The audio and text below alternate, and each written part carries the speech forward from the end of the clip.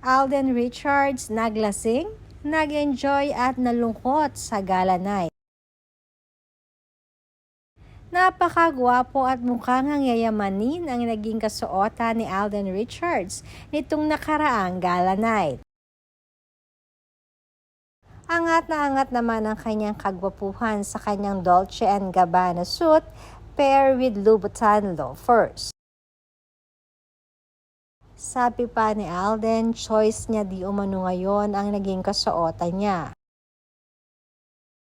Ayon na rin kay Alden, mas prefer niya ang more relaxed para nakakapag-interact siya sa mga kapwa-artista kesa sa mga nag-aaraang naging kasuotan niya.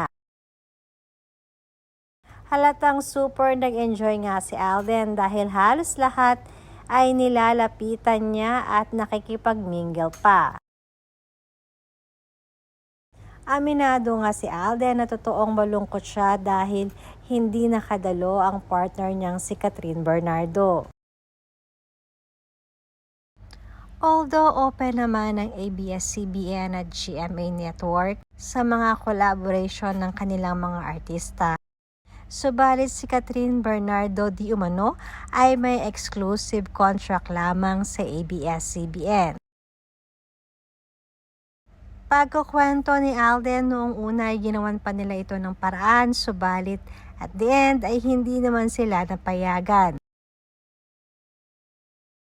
Ganun pa man ay nag-enjoy na lamang di umano siya kasama pa ang iba nilang kaibigan ni Kathryn.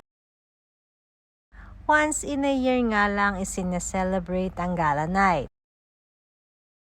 Kaya naman hindi nila ito papalampasin nang hindi nila ito i-enjoyin.